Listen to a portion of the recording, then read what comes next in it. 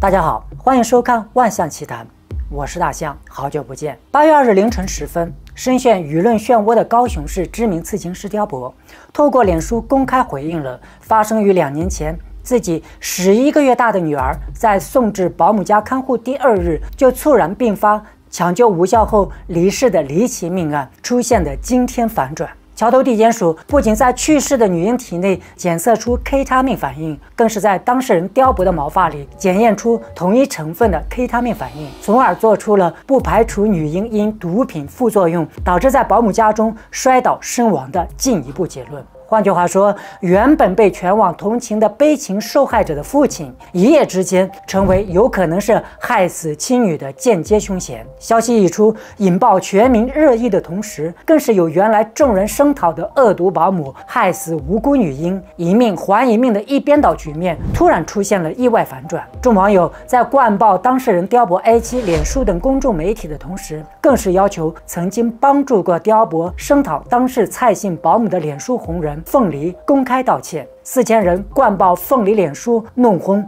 下跪洗门风。随着检方从过世女婴体内检测出 K 他命的成分，检方对当事的另一方蔡姓保姆做出了不予起诉的调查结论，案情也就此逆转。蔡姓保姆在背负2年骂名的同时，更是遭到社会各界以及网友网红未审先判的杀人罪名，得到平反。网红凤梨昨天晚上开直播。日前，蔡姓保姆对外公开表示，所有的事情应该告一段落。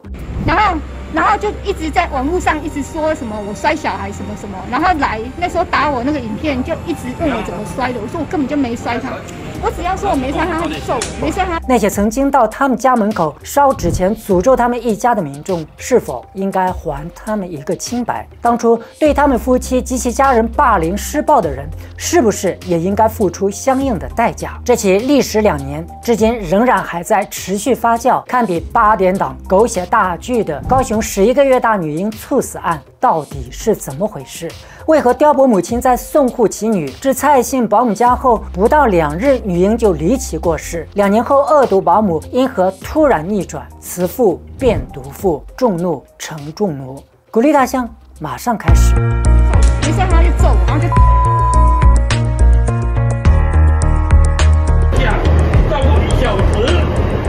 整起事件，我们需要回到2年前。2021年10月14日，事发当天的早上7点30分，当事人11个月大的女婴洛洛的阿嬷把洛洛送到位于自家附近的蔡姓保姆家中代为照看。其后，洛洛祖母回到单位上班。3个小时以后，也就是10点30分左右，阿嬷接到保姆的求救电话。根据洛洛阿嬷当年接受网络媒体采访时提供的线索显示，10点30分，阿嬷接到保姆第一通赖语音电话。阿嬷，洛洛刚刚因为跌倒，所以她现在叫不醒。我跟她说，你把孩子照片拍给我看。阿嬷随即要求保姆拍张照片给她看，也就是现在我们在屏幕上看到的这张照片。阿嬷速感妹妹状态非常不好，并在电话里要求保姆将妹妹送到指定医院。早上10点58分，洛洛被紧急送至长庚医院。当洛洛阿嬷及其家人赶到医院的时候，只看到了在急诊室外等候的保姆。洛洛正在急诊室紧急抢救。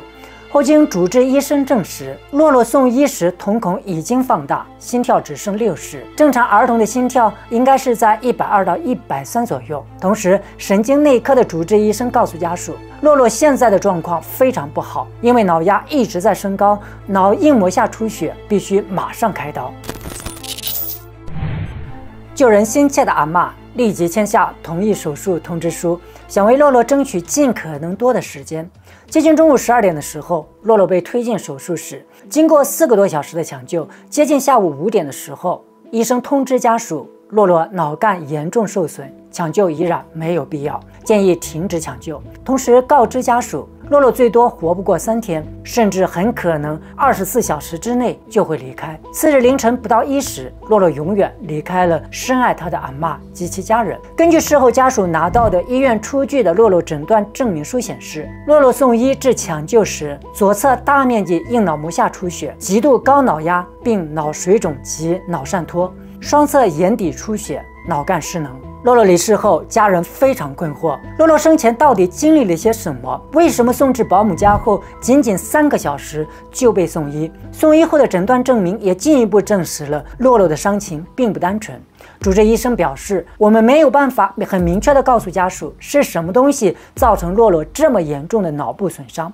但是我们可以很清楚地告诉你们，他就是遭受了外力重伤害。洛洛出生后，大部分的时间都由阿嬷和妈妈照顾。阿嬷本来是高雄市某个老年看护中心的工作人员，为了照顾洛洛，办理了退休。由于台湾老龄化社会的加速，类似洛洛阿嬷之类的工作人员在台湾比较紧缺。洛洛11个月大的时候，阿嬷与家人商量，准备找个保姆，白天代为照顾洛洛，阿嬷下午下班的时候便接回家继续照看。根据洛洛阿嬷当时接受网络媒体采访时的说法，一家人怎么也不会想到，仅仅是送去保姆家中的第2天，就发生了这么严重的要了洛洛命的事情。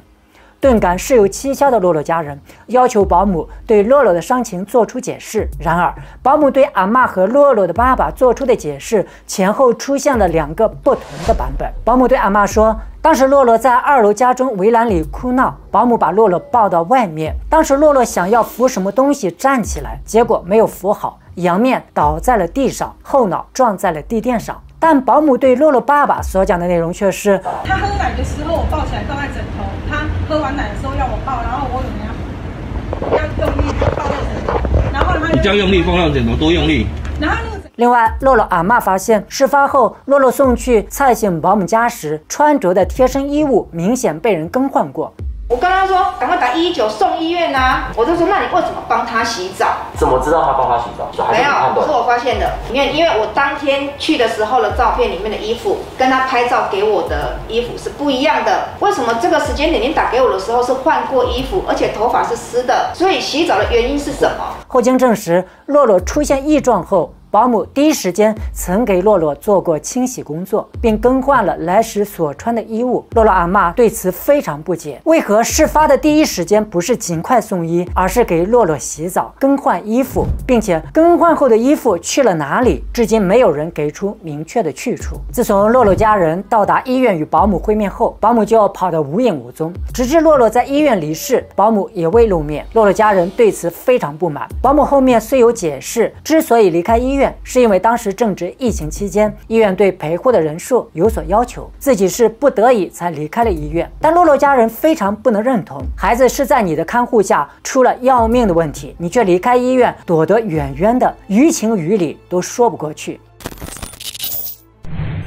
2021年10月15日，也就是事发的第2天，网红凤梨吴弘毅在粉专 po 文，指朋友11个月大的女儿由保姆照顾，隔天头部就受到严重撞击，2眼出血，14日凌晨去世。网红凤梨所指的女婴就是刺青师刁伯的女儿。鉴于网红凤梨的影响力，加之刁伯母子在脸书及 IG 强烈质疑警方偏袒保姆，引发众多网友不满。当天晚间，众多网友聚集至蔡姓保姆家门前，丢鸡蛋、撒冥纸表示抗议。高雄市仁武警察分局获报赶到现场，对空鸣放一枪，网友纷纷逃窜。先带回5人侦讯，再调阅监视器画面追查。截至16日清晨6时，共约谈21人，其中触犯刑法11人，行政举发3人，共法办14人。网红凤梨得知事情闹大后，深夜紧急开直播，呼吁网友冷静，不要冲动，交给警察处理就好。刁伯也贴文说，真的很感谢朋友网友去帮我发泄，但真的不要了，造成你们自己困扰，抱歉，因为自家事搞到现在，实在对不起，真的不要再给机关单位找麻烦。网红凤梨吴弘毅在粉专破文后，对于死因，他在留言区说，坦白讲，我真的不相信跌倒会这样。此时的他无论如何也不会想到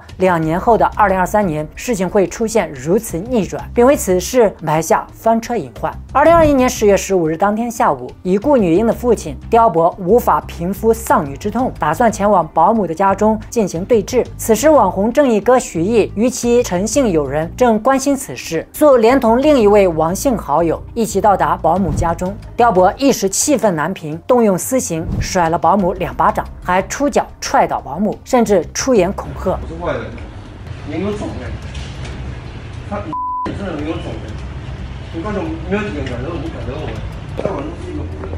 当时的监控画面显示，蔡姓保姆数次被打并被威胁的画面。检方调查后将4人起诉。桥头地院于2023年6月依据公众场所所聚集3人以上强暴下实施恐吓侮辱罪，对刁伯处以有期徒刑6个月，拘役40日，罚金1万元。郑义哥陈毅被处拘役40日，另外2人则被处拘役30日。事发后，蔡姓保姆始终坚决否认虐待过女婴，他表示是女童自己跌倒造成的伤害，自己从未有过过分之举，看护操作始终坚守，保姆持照归程。台湾知名法医高大成事发后曾表示，尽管女婴家属坚称保姆虐童，但从伤势上研判，女婴应该是意外受伤，可能是抱着的时候没抱好，因而头部重击地面或桌子导致头部重创，虐待殴打的几率是0。高大成指出，由于女婴到保姆家中才2天，一般虐童案通常会是在托婴1周后发生的，小孩才带过去2天就不顺眼动手的说法并不合理，但解剖能看到的地方不多，还需要向医院调阅相关的病例才能综合判断。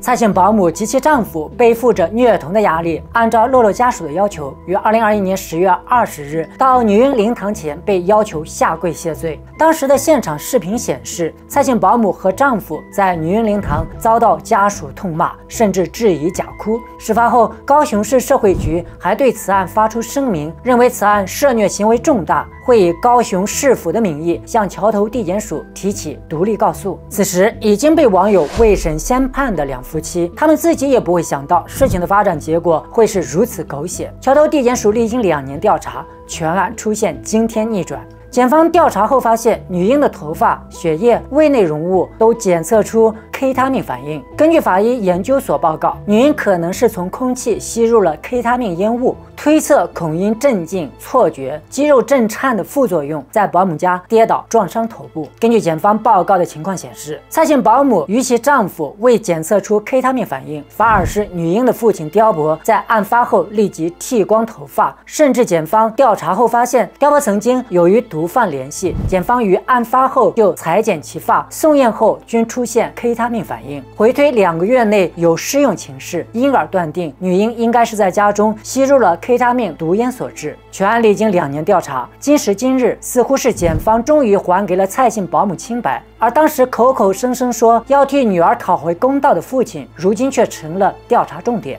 刁伯因涉及过失致死、使未成年施用毒品等罪，检方将另案侦办起诉。由于全案还在继续侦办，没有人知道案件会不会再次翻转。这个时代的民众似乎也已经习惯了不停翻转诸多魔幻的新闻事件。检方调查一经新闻发酵，女婴生父刁伯先是发布了一篇“吵死了，我有罪，赶快来办”的博文，几乎是变相的承认了自己似有抽 K 的习惯，随后删除。几个小时后，便有再次抛文表示，公道自在人心，无声似有声，事情终究还没有结束，真正的水落石出，随便大家如何评论，我都不需要关板，以及这样的操作，杀人都没有事，风向变成我害的，呵呵，这场官司真的是有的打了。但随后脸书的网友发现，刁伯的脸书已经关闭了留言功能。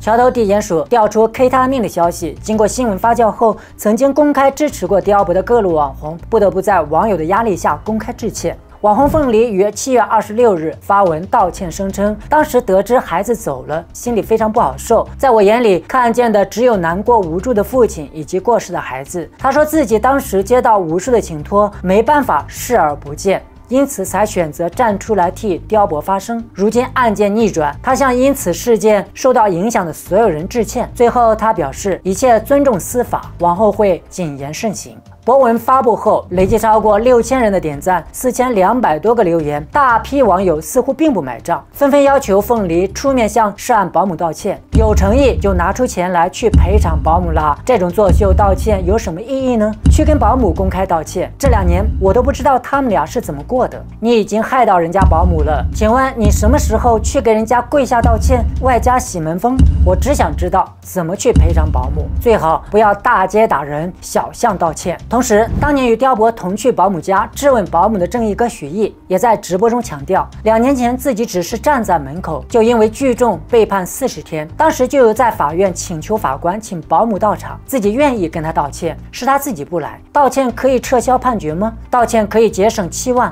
如果可以的话，我去道歉，7万省起来。正义哥强调自己当时是为了心疼小朋友去的，而不是为了爸爸去的。自己也不知道刁伯沾毒，这个部分交给司法去处理，不便多说。而自己也因为站在门口被判拘役40天，自己已经受到惩罚，无需再跟保姆道歉。日前，三立新闻的记者采访涉事保姆时，蔡姓保姆表示，2年来自己和家人不敢出门，无法入睡，很自责当初自己接到了洛洛这个案子。虽然当初有疑虑过对方的身份会不会给自己带来麻烦，但不幸的事情还是发生了。蔡姓保姆直言，从事教职工作的丈夫在事发后受到同事及其学生异样的眼光，甚至被人在校园论坛说是杀人嫌犯，并留言这个社会病了，杀人犯也可教书，甚至被迫离职。最让自己无法释怀的是，最疼爱自己、感情最好的父亲也无法承受巨大的社会压力，于事发后的隔年也猝然离世，如今也只能对着牌位说话。2500年前，孔子说过一句话：“所信者目也，而目犹不可信。”意思是说，人们应该相信自己眼睛看到的，但是亲眼看见的也不一定是真实可信的。今天所述的这个案件，2年前涉案保姆被网友几乎是一边倒的未审先罪，认为他就是害死女婴洛洛的罪魁祸首。2年后的地检署检测出的 K 他命反应又神奇的逆转，网友又骂翻了网红凤梨、勾恶正义哥徐毅和女婴父亲刁伯。可能这其中就有2年前曾经骂过恶毒保姆的那些人，甚至有人可能曾经跑去保姆的家门口撒过冥纸、丢过鸡蛋。现实似乎总是比8点档更具讽刺意味。以上，感谢收看今天的节目，记得订阅万象的频道，平安顺遂。